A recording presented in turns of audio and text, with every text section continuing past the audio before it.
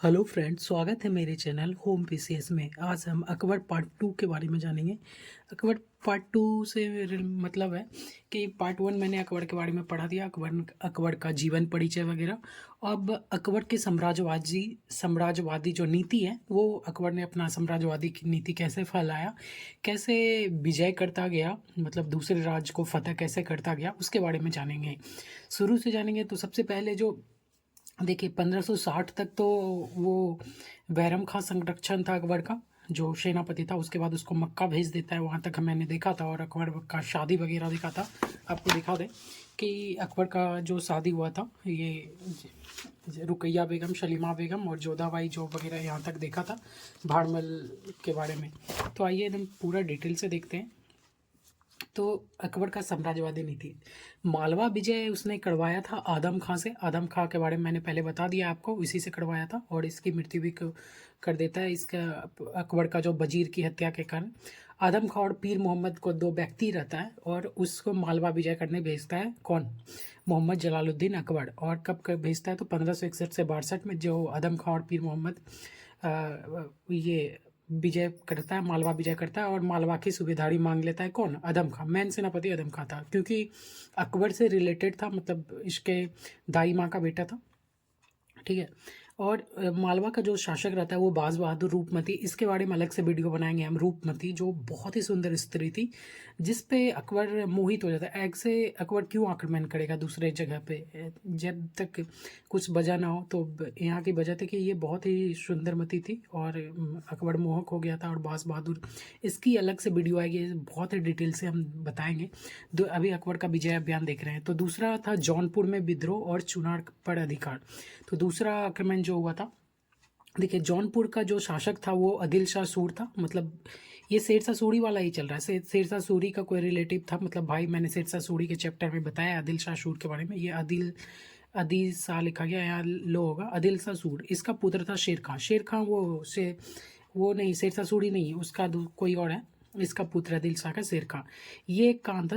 जौनपुर का शासक था। और यहाँ का गवर्नर कौन था? जौनपुर का, ये जौनपुर में शासक था, और जौनपुर का गवर्नर था अली कुली खां, या खान जानम। दो तीन नाम जान के आप रखेंगे याद करके, एग्जाम में कब क्या पूछते हैं पता नहीं।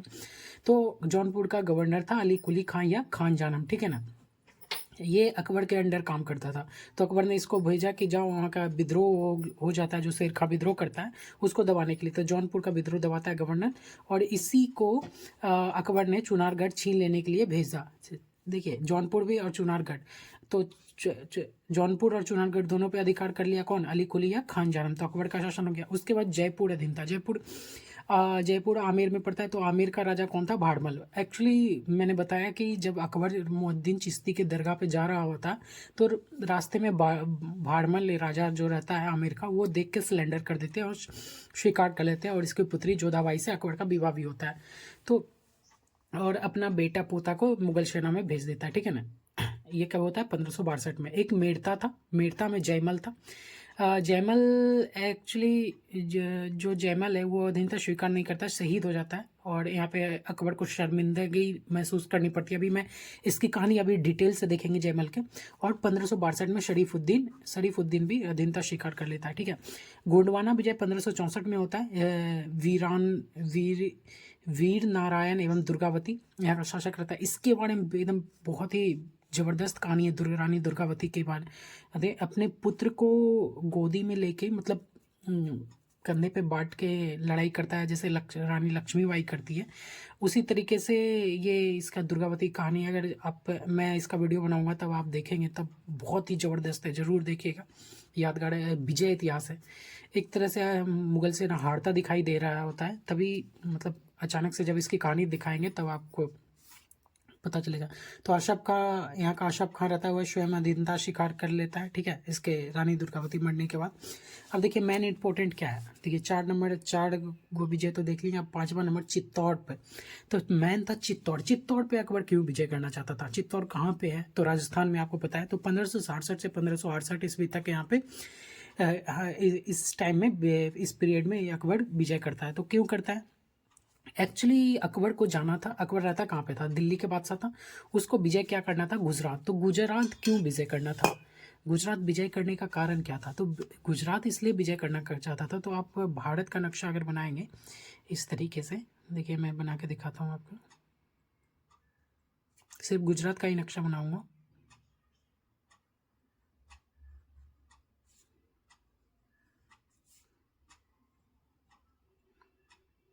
उधर छोड़ दीजिए। तो गुजरात का एरिया ये वाला है। तो ये समुद्र तट से लगता है और जितने भी मतलब विदेशी राज्य हैं यहाँ पे, यहाँ ऐसे मक्का भी जाया जाता है। तो ये है गुजरात, ठीक है। तो यहाँ से, और अकबर रहता था यहाँ पे। तो यहाँ से यहाँ के सफ़र में बीच में आ जाता है राजस्थान का चित्तौड़, ठीक है। ये मेवाड़ वगैरह। तो अकबर को गुजरात विजय करना था क्योंकि सारा देश विदेश से यहीं से मिलाव था और जो भी मक्का जाने का रास्ता था यहीं था। तो मतलब गुजरात एक सिरमौर था और बीच में था राजपूत राजाओं का सिरमौर। सिरमौर इसलिए बोला जाता है कि सारे राजपूत राजा जो इकट्ठा थे वो मुगल को अपना नहीं मानते थे कि मुगल पूरा दिल्ली सल्तनत का बादशाह है, ठीक है ना। तो वो अपना अलग ही चलाते थे कि अपना शासन प्रशासन। तो राजपूतों का घमंड तोड़ना था ये अकबर को। और अकबर इसलिए मतलब थोड़ा लगता था डर उसको भी कि विजय कर पाएंगे नहीं कर पाएंगे, क्योंकि तो अभी ज़्यादा शासन किया नहीं था। तो वो सब विजय करने के बाद चल देता है चित्तौड़ की ओर। तो चित्तौड़ की राजधानी थी मेवाड़ और मेवाड़ का राजा था राणा उदय सिंह, ठीक है। और उदय सिंह पे आक्रमण क्यों करता है? ये जो मालवा का राजा बाज बहादुर है ना, बाज बहादुर जो यहाँ से भागा, यहाँ से अभी आप देखें, मालवा से जो ये आदम खान ने भगाया इसको, ठीक है ना। रूपमती तो जहर खा के जौहर कर लेती है, मर जाती है। और ये जो मालवा का राजा यहाँ पे जाकर शरण ले लेता है किसके पास? वो राणा उदयसिंह के पास। तो एक कारण और भी मिल जाता है। तो गुजरात विजय करने का आर्थिक कारण था कि यातायात की सुविधा, मतलब एक तो यातायात मिल जाएगा और बहुत सारी सुविधा थी। और राजनीतिक कारण था, संपूर्ण भारतवर्ष के राजपूत राजा मेवाड़ में बैठे हुए थे। मैंने बताया ना कि संपूर्ण भारतवर्ष का राजपूत जो राजा था मेवाड़, और वो अपना अलग ही शासन प्रशासन चलाता था। उसको लगता था कि पूरा भारत का राजा हम ही है, लेकिन अकबर दिल्ली में बैठा हुआ था, ठीक है ना। तो एक तरह से मेवाड़ सिरमौर माना जाता था और वहीं से होकर गुजरना था। तो मेवाड़ को विजय कैसे करेगा अकबर, आइए देखते हैं। तो बहुत ही ऊंचा किला था मेवाड़ का, जहाँ पे राणा उदय सिंह बैठे हुए थे, ठीक है। अकबर पहुंच गया अपना सेनापति वगैरह लेके वहाँ पे, पूरा सैनिक वैनिक लेके, और किला के अंदर बैठा है कौन? राजा उदय सिंह, ठीक है, राशन पानी लेके। अब अकबर क्या कर देता है, गोला बारूद का अड्डा बिछा देता है और पूरा सैनिक का घेराव कर देता है, घेराबंदी कर देता है, एक तरह से कह सकते हैं। तो घेराबंदी करना बहुत ही कठिन काम है, महीनों महीनों तक सैनिक मारे जाते हैं। और जो ये किला था ना, बहुत ऊंचा स्थान पे था, यहाँ से गोला बारूद फेंके जाते थे। और मुगल एक अलग ही टेक्निक से युद्ध लड़ता था, उसके पास गोली बंदूक हुआ करता था, गोला बारूद जो राजपूत राजाओं के पास नहीं हुआ करता। तो वो भाला युद्ध से, मतलब भाला तलवार वगैरह से लड़ाई करते थे। तो इधर से ये ऐसे फेंक रहा है गोला बारूद, उधर से तीर आ रहा है, अग्निबाण वगैरह आ रहा है। तो इस घेराबंदी में विजय तो कर ही नहीं पा रहा था अकबर। होता क्या था, अकबर के 200 सैनिक प्रतिदिन मारे जाते थे। 200 सैनिक प्रतिदिन मर जाना, और अकबर समझ नहीं आ रहा था कि करे क्या, कि 200 सैनिक हमारे प्रतिदिन मरे मरे जा रहे हैं और ऊपर चढ़ाई करते हैं तो ऊपर से तीर वगैरह मारते हैं, पत्थर वगैरह लुढ़का के सैनिक मारे जा रहे हैं। तो अकबर ने क्या किया, यहाँ पे एक दिमाग लगाया और सुरंग का निर्माण कराने लगा, ठीक है ना। सुरंग खोदने लगा तो राजपूत राजाओं को पता चल गया कि सुरंग खोद रहा है। तो सुरंग खोदने वाले को भी तीर से, मतलब एक शूटर नहीं होता आजकल ज़माने में छिप के जो शूट कर देते हैं बहुत दूर, वैसे एक तीरबाज हुआ करता था उस समय में। तो उस तरीके से भी तीर से मार दिया करते थे। तो अकबर इससे भी परेशान था। तो अकबर ने बारूदी सुरंगों का निर्माण कराया। बारूदी सुरंगों मतलब सुरंग खोद के उसमें बारूद भर के विस्फोट कराना था, जिससे किले की दीवार टूट जाए, मतलब अंदर सैनिक घुस जाए, ठीक है ना। तो सुरंग खोदने वालों को रक्षा के लिए सावित, ये एग्जाम में पूछेगा, अभी तक तो पूछा या नहीं पूछा नहीं पता। सावित नाम की रक्षा के दीवार बनाया था अकबर ने। कि कौन सी रक्षा की दीवार बनाया था? साबित, मतलब इससे ना वो तीर वीर रखता नहीं था, बस सुरंग खोदते जाता था और पूरा विस्फोट कर दिया। अक्टूबर में सुरंग खोदना स्टार्ट किया, दिसंबर में अंदर जाके विस्फोट कर दिया।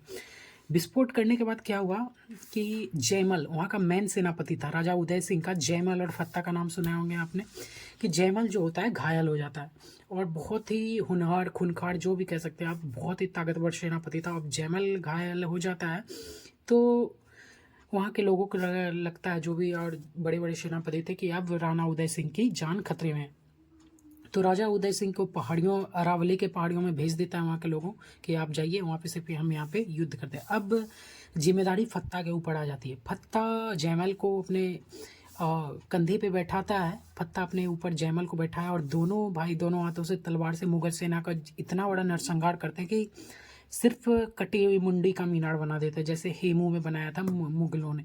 तो उसी तरह जयमल और फत्ता ने जो नरसंहार किया ना, वो मुगल सेना देखते थे, बहुत मुगल सेना तो भाग खड़ा हुआ। तो लड़ते हुए में घायल तो हो ही गया था, लेकिन लास्ट में रणभूमि को प्राप्त हो गया, मतलब वीरगति हो गई, उसकी भी मृत्यु हो गई। अब पता तो चल गया कि मुगल सेना, जब जयमल फत्ता दोनों मर गया तो पता चल गया कि अब स्त्रियां भी सेफ नहीं है। और अकबर इतना चिढ़ गया था 3-4 महीने से वहाँ बैठे हुए कि मतलब जब विजय कर ही नहीं पा रहा था, और स्त्रियां ने क्या किया कि अपना जोहड़ करना स्टार्ट कर दिया। मतलब जोहड़ क्या होता था, आप सबसे पहले तो मोहम्मद बिन कासिम के समय जोहड़ हुआ था, उसके बाद अलाउद्दीन खिलजी का नाम सुने होंगे, रानी पद्मावती का आप मूवी आया था उसमें देखे होंगे, 1303 ईस्वी के आसपास हुआ था। और इसमें अभी कब हुआ, इसमें अकबर के समय में भी जोहड़ हुआ। तो अकबर ने इस कब स्टार्ट किया था, तो ये 1567 से 1568 के बीच में भी जोहड़ हुआ था राजा उदय सिंह के यहाँ। अब अकबर किले में घुस जाता है, उसके सेनापति तो मारे जाते हैं, राजा फरार हो गया पहाड़ियों में। स्त्रियां क्या करेगी, स्त्रियां सारा जोहर करके आग में कूद कूद के जहर खा के मर गई, ठीक है ना। तो अकबर किले में घुसा और कोई कुछ हाथ लगा नहीं। अब क्या हुआ, इतना चिढ़ जाने के कारण कत्लेआम का आदेश दे देता है। कत्लेआम मतलब किले के अंदर जो सिविलियन है, मतलब उस राज्य में जो नागरिक रह रहे हैं, उसको बोला कि अपने सेनापति को आदेश दिया कि सबको मार डालो। और उसके सेनापति ने लगभग 30,000 लोगों का कत्लेआम कर दिया। ये अकबर को गुस्से में कह दिया था, और इस ये कत्लेआम से अकबर को बहुत शर्मसार होना पड़ा। वहाँ के नागरिक, वहाँ का क्या, दूसरे प्रदेश का नागरिक भी अकबर पे थू थू करने लगा। जितने भी काम किए थे अकबर ने, जजिया कर को समाप्त किया था, बहुत सती प्रथा का जो अंत किया था, ये सब पानी फिर गया सब पे, जो अच्छे काम किए थे। और इस काम के बाद 30,000 लोगों को कत्लेआम कराने के बाद जब अकबर का दिमाग शांत हुआ तो बहुत शर्मसार हुआ। और शर्मसार होने के बाद क्या किया कि आगरा किले जब भी जाएंगे आप, तो एक तरफ जयमल और एक तरफ फत्ता घोड़े पे बैठा हुआ कि दोनों की मूर्तियां बनाई है आगरा किले में। तो इस मूर्ति बनाने से कोई फ़ायदा हुआ नहीं, तो बेइज्जती तो हो ही गया। और जयमल फत्ता के बहुत ही वीर योद्धा थे, एक तरह से कह सकते हैं। तो उस तरह की मूर्तियाँ बनाया अकबर ने। तो वहाँ जाएंगे, देखिए। अब देखिए 6ठा नंबर का विजय, तो रणथंभौर का विजय।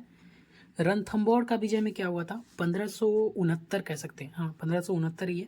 1569 में रणथंभौर का विजय किया था। वहाँ का राजा था सूरज नारायण, बूंदी का हारा राजपूत कह सकते हैं इसको, बूंदी का हारा। तो मेवाड़, उसी तरीके से मेवाड़ को घेर लिया गया रणथंभौर को, और इसी तरीके से गोला बारूद बिछा दिया गया, सुरंगें बना दिया गया, सुरंगें और साबित तैयार कर दिया गया, दीवार वगैरह, और तोप गोला बारूद स्टार्ट हो गया, आक्रमण स्टार्ट हो गया। अब ज़्यादा दिन हुआ नहीं, जैसे वहाँ 3 महीने डेरा डाल के रखा था, ये 1-1.5 महीने में ये सरेंडर कर दिया सूरज नारायण। तो यह घेरा 1.5 महीने तक पड़ा रहा। अंततः 18 मार्च 1569 को दुर्ग मुगलों को अर्पित कर दिया गया।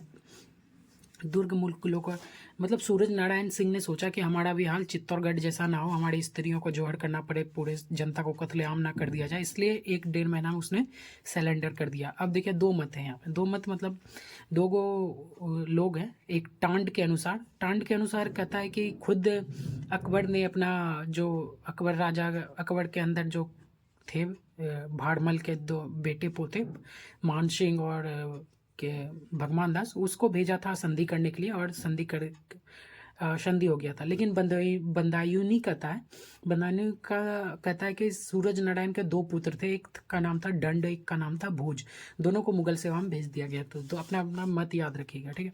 उसके बाद क्या होता है ना कि जब चित्तौड़गढ़ और रणथंभौर जीत लेता है, तो वहाँ के मतलब अकबर का मन इतना ऊपर हो जाता है कि वहाँ के लोग जो सेनापति वगैरह थे, एकदम आसपास के राजा वजह सब चढ़ा देते हैं अकबर को, और बोलते हैं कि जो काम आज तक कोई नहीं कर पाया आपने कर दिखाया है, और अभी भी आप बहुत कुछ कर सकते हैं। तो एक उनमें से था कलिंजर का पतन। तो कलिंजर किला जो एक अभेद्य किला था, जो आज तक कोई जीता नहीं था, मोहम्मद गजनवी वगैरह, जो गौड़ी वौड़ी कोई नहीं जीता था, उस तरह के कलिंजर का किला था। तो देखिए इसमें क्या होता है, और अकबर का मन बहुत आगे बढ़ चुका था, अब वो चल पड़ता है कलिंजर पे तुरंत आक्रमण करने। तो कलिंजर कहाँ पे है, तो उत्तर प्रदेश के बांदा में है, बांदा जिला उत्तर प्रदेश के। और यहाँ का जो रहता है राजा कौन रहता है, तो राजा रामचंद्र, रीवा का राजा रामचंद्र कलिंजर में रहता है। चित्तौड़ और रीवा का राजा रामचंद्र सोचता है कि चित्तौड़ और रणथंभौर का जो हाल हुआ है वो मेरा भी ना हो, तो वो समर्पण कर देता है। ठीक है, ये तो इस तरीके से कलिंजर का भी अवैध किला जीत लेता है कौन, अकबर।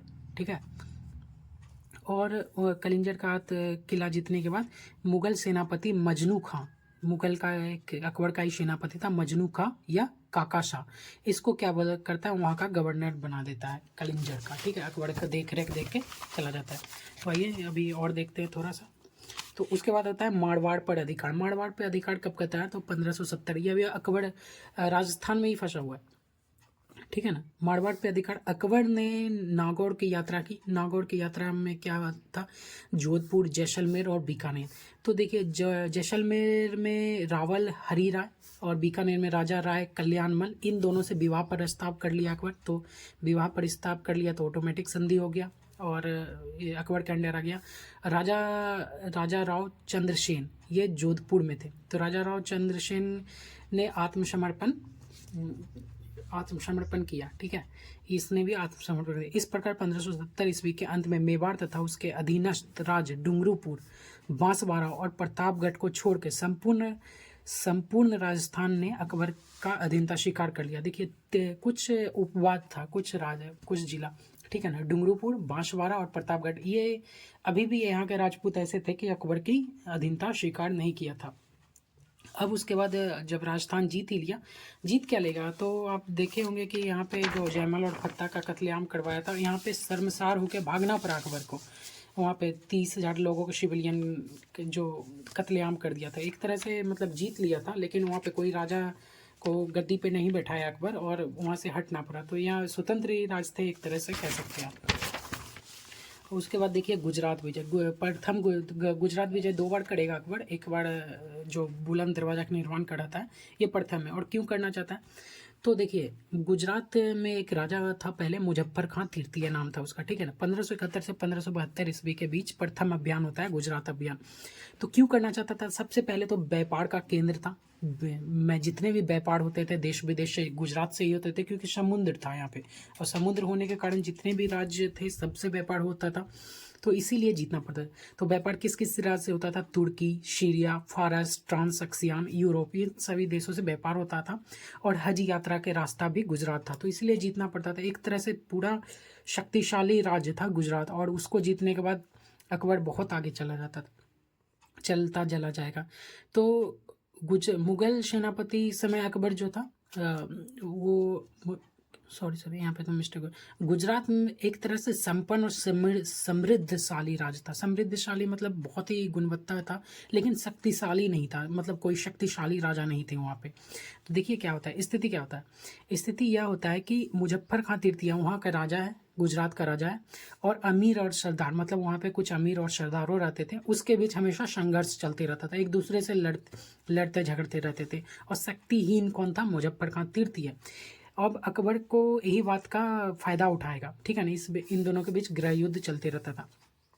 इत्माद खां एक व्यक्ति रहता है। अकबर सर्वप्रथम क्या करता है, अकबर से प्रार्थना करता है कि आप आइए और गुजरात पे आक्रमण कीजिए, ये सब राजा फालतू का लड़ते झड़ते रहते हैं और ठीक ठाक नहीं है। तो इमादत खां आके प्रार्थना करता है अकबर के पास, और अकबर चल पड़ता है। तो अकबर ने गुजरात विजय करता है यहाँ पे, और सबसे पहले समुद्र दर्शन करता है, और पुर्तगाली व्यापारी से भी मिलता है, जितने भी विदेशी व्यापारी थे सबसे मिलता है, और अपना संघर्ष और भी आगे बढ़ाने की संघर्ष आगे बढ़ाने की चाहत में आगे चलता चला जाएगा। देखिए, तो बादशाह ने खान आजम मिर्जा अजीज कोका को गवर्नर वहाँ का नियुक्त किया। एक व्यक्ति था और गुजरात का, और वहाँ के देखरेख करके आगे फिर से वापस लौट गया। दिसंबर 1572 सरनाल की लड़ाई होती है, बहुत बड़े एग्जाम में पूछा जाता है, सरनाल की लड़ाई अकबर के समय कब हुई थी। और अकबर एक्चुअली लड़ता नहीं है इस युद्ध में, होता क्या है, सरनाल की लड़ाई होती है। सरनाल कहाँ पे, सूरत में। सूरत पे करा जाता है इब्राहिम मिर्जा। ठीक है ना, इब्राहिम मिर्जा को अकबर क्या कर देता है, परास्त कर देता है। अकबर मतलब सेनापति अकबर के समय होता है, सॉरी। तो इब्राहिम मिर्जा को परास्त कर सूरत पे भी अधिकार हो गया। अब द्वितीय गुजरात विद्रोह होता है। देखिए गुजरात में क्या हो गया था, जब यहाँ पे विजय प्राप्त किया था, यहाँ पे गवर्नर बना दिया है खान आजम मिर्जा अजीज बेगम को, ठीक है, कोका को, सॉरी। तो दूसरा बार गुजरात विजय करने की, गुजरात विद्रोह क्यों हो गया और कि दूसरा बार गुजरात की यात्रा क्यों करनी पड़ी अकबर को, बहुत बार एग्जाम में पूछा जाता है, तो ध्यान रखेंगे आप, ये बहुत ही इंपॉर्टेंट है। तो वहाँ पे अमीर और सरदारों जो यहाँ पे लड़ाई चलती रहती थी, अमीर और सरदारों मुजफ्फर खां तृतीय से, तो ही अमीर और सरदार क्या करता है, मोहम्मद हुसैन मिर्जा जो मोहम्मद हुसैन मिर्जा एक व्यक्ति रहता है, ठीक है ना, और अमीर और सरदारों से मिल जाता है ये मोहम्मद हुसैन मिर्जा, ठीक है ना। और पहले तो दौलताबाद में विद्रोह करता है, दौलताबाद गुजरात का ही कोई क्षेत्र है, और फिर मैन गुजरात में आके विद्रोह कर देता है और अमीर जो रहता है साठगांठ बना के गवर्नर खान जानम को घेर लेता है। खान जानम ये जो गवर्नर है जिसको अकबर बना गया और इसको घेर लेता है।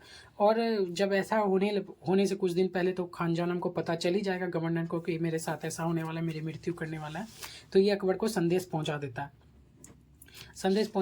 अब अकबर को जैसे ही संदेश मिलता है, अकबर को जैसे ही संदेश मिलेगा अकबर तुरंत रवाना हो जाएगा। अकबर कहाँ रवाना हो जाएगा, गुजरात की ओर। तो 23 अगस्त 1573 ईस्वी को फतेहपुर सिकरी से, उस समय अकबर फतेहपुर सिकरी में था, और मात्र 450 मील को आप किलोमीटर में कन्वर्ट करेंगे तो लगभग ये 800 किलोमीटर होता है, 780 से 90, ऐसे 800 किलोमीटर मान के चले, लगभग 800 किलोमीटर की यात्रा 11 दिन में तय कर लेता है। तो यहाँ पे एक ये है कि मतलब एक मत है कि सबसे तेज आक्रमण किया था अकबर ने यहाँ पे, कि क्यों मात्र 11 दिन में, जैसे ही सुनता है कि गुजरात खतरे में, अकबर एकदम दौड़ पड़ता है एकदम 11 दिन घोड़े से कंटिन्यू, तो क्यों जरूरी था। तो इतिहासकार स्मिथ का कहना था कि ऐतिहासिक दुर्तगामी आक्रमण था, मतलब इतिहास में सबसे तेज आक्रमण किया है अकबर ने। और इस आता है और यहाँ को विद्रोह को शांत करता है, सबको मार के भगाता है, और अमीर जो साठगांठ थे वो सब अपने साइड हो जाते हैं, और यहाँ पे जो इसका नाम था मोहम्मद हसन मिर्जा को कत्ल कर दिया जाता है। और फिर से अजीज कोका को, मतलब क्या नाम था इसका, ये खान आजम मिर्जा अजीज कोका को फिर से गद्दी पे बैठा दिया जाता है वहाँ पे, ठीक है ना। और फिर वापस लौटता है फतेहपुर सीकरी और वहाँ पे बुलंद दरवाजा का निर्माण कराता है। तो बुलंद दरवाजा का, और बिहार एवं बंगाल विजय उसके बाद करता है, थोड़ा सा और देखेंगे। बिहार एवं बंगाल विजय 1574 से 1576 ईस्वी तक करता है। कब करता है, 1574 से 1576, बिहार एवं बंगाल। सुलेमान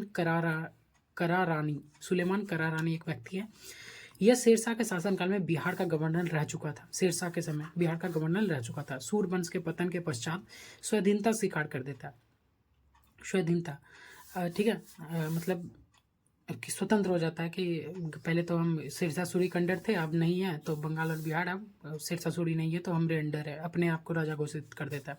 1568 में आरंभ में अकबर ने अपना सम्राट, शुरू में तो अकबर को अपना सम्राट मान लेता है, लेकिन बाद में क्या होता है देखिए, आरंभ में अकबर को अपना सम्राट मान लेता है 1568 में, और 1572 ईस्वी में जब इसकी मृत्यु हो जाती है, ठीक है ना, 1572 ईस्वी में किसकी मृत्यु हो जाती है, ये सुलेमान करारानी का, और इसका एक पुत्र था दाऊद खां पुत्र।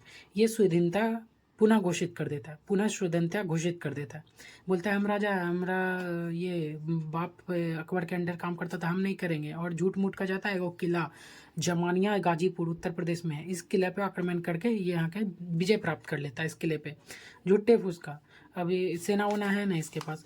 और बंगाल और उड़ीसा की राजधानी टांडा कर देता है, ठीक है ना, राजधानी हटा के कहाँ कर देता है, टांडा। अब अकबर पहुंच जाता है 1574 में, और अकबर ने चढ़ाई कर देता है इस तरह से। यहाँ पे तो दाऊद खां तुरंत भाग खड़ा होता है, लेकिन मार दिया जाता है पकड़ के। बंगाल और उड़ीसा और बिहार किसके हाथ में आ गई, अकबर के हाथ में आ गई, ठीक है ना। और बंगाल अभियान के दौरान एक व्यक्ति रहता था मुनीम खां, जो अकबर का नेतृत्व करता है, ठीक है ना, बहुत ही पुराना व्यक्ति है, बचपन में अकबर का साथ दिया। जब अकबर, सबसे पहले अकबर को कहाँ की सूबेदारी सौंपी गई थी, अगर आप अकबर पढ़े मेरा पहला पार्ट तो आपको पता होगा, मैं बता दूँ। सबसे पहले गजनी की सूबेदारी सौंपी गई थी, उसी समय मुनीम खां अकबर का संरक्षक था, ठीक है ना। उसी समय मुनीम खां अकबर का संरक्षक, वही व्यक्ति है मुनीम खां, और बंगाल बिहार के उड़ीसा के दीवानी दे देता है। ठीक है। कुछ स्थानीय सरदार जिसने विद्रोह जारी रखा, जिसमें विक्रमपुर केदार राव है, बकड़गंज कंदर्थ नारायण है, जयसोर प्रतापदित्य है, पूर्व बंगाल के ईशा खां उपद्रव, लेकिन अकबर को फर्क नहीं पड़ा। इससे कोई अकबर को कोई फर्क नहीं पड़ा, और छोटा मोटा लोग था उपद्रव ऐसे ही जारी रखता था। मेन जगह जो चित्तौड़ था, गुजरात था, मालवा था, मध्य प्रदेश, राजस्थान, गुजरात और बिहार, बंगाल, उड़ीसा, झारखंड, ये सब तो जीत चुका था। उत्तर भारत लगभग जीत चुका था अकबर। तो इस तरीके से अकबर ने अपना साम्राज्य नीति को फैलाया। अगर मेरा वीडियो अगर आपको अच्छा लगता है तो मन होगा तो सब्सक्राइब कीजिएगा। फिर थोड़ा अगर आपको लगता है कि मैंने गलत पढ़ा है या सही पढ़ा है, जो भी लगा है आपको तो बताइएगा, क्योंकि इसको पढ़ने के बाद तो मेरा सारा क्वेश्चन सॉल्व हो जाता है। अगर आपको थोड़ा भी गलत कहीं पे लगा होगा तो बताइएगा। और बहुत डीपली नॉलेज है। उसके बाद हम जो मैंने आपको बताया था कि बंदा बाज बहादुर और रूपमती की कहानी, ठीक है ना, इसके बारे में दिखाएंगे। और एक और कौन था, रानी दुर्गावती, जिससे बहुत बड़े एग्जाम में क्वेश्चन पूछे जाते हैं। ठीक है ना, तो रानी दुर्गावती के बारे में भी हम आपको बताएंगे नोट्स के नॉलेज से। सबसे अच्छा ये होता है, ये फ़ायदा होता है आपको नोट्स से पढ़ने से, कि अगर आपको नोट्स नहीं बनाना आता है, डीपली नॉलेज जो नए बच्चे हैं, तो ये नोट्स को आप कॉपी करें, एक बार प्रैक्टिस करके ज़रूर देखें, और फिर आप क्वेश्चन सॉल्व करें। तो कितना क्वेश्चन सॉल्व होता है उससे आपको पता चल जाएगा कि क्या मैं पढ़ा रहा हूँ, नहीं पढ़ा रहा हूँ, आपका मेहनत सही है या नहीं है। तो अगर मन होगा सब्सक्राइब करने का तो कर दीजिएगा, नहीं तो कोई बात नहीं। Thank you, bye bye.